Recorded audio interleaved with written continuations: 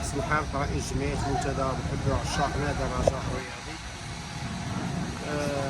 سي الحسن، شنو بان لك في مباراة يوم الغد بين فريق الرجاء الرياضي وفريق المولودية الوجدية؟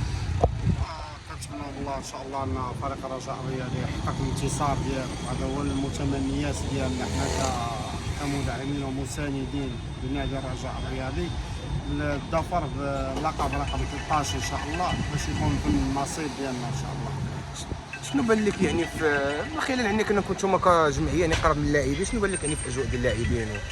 والحمد لله اللاعبين كيعيشوا واحد الاجواء جميله وعائليه، وكاينه واحد روح التضامن.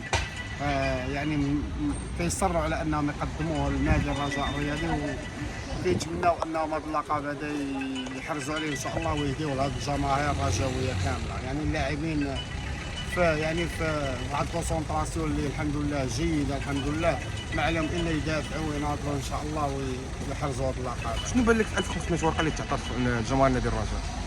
هي صراحه كانت شويه قليله، لان جماهير الرجاء الرياضي راه كتعرفوا جمهور الرجاء الرياضي جمهور كبير الحمد لله، وحنا ما كاين باس الحمد لله. دابا اللي عطا الله عطا، يعني 1500 ورقه. كنتمنى من جماهير الرجاء الرياضي اللي غادا ترحل ان شاء الله لوجده انها تمشي بشويه عليها، وكنتمناو لها السلامه، وحتى في المقابله انها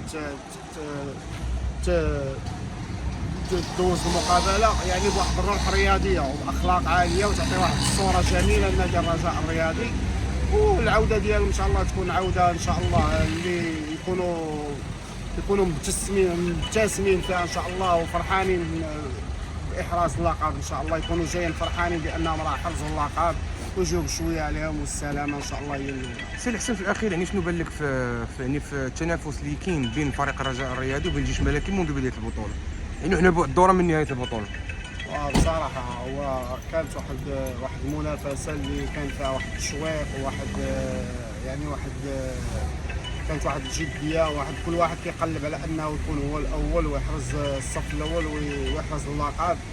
والحمد لله نادي الرجاء الرياضي ما طيحش يديه، بقى دائما في استمرار، دائما كيجتهد وكيخدم، والحمد لله اتاحت ليه الفرصه انه يشد الصداره.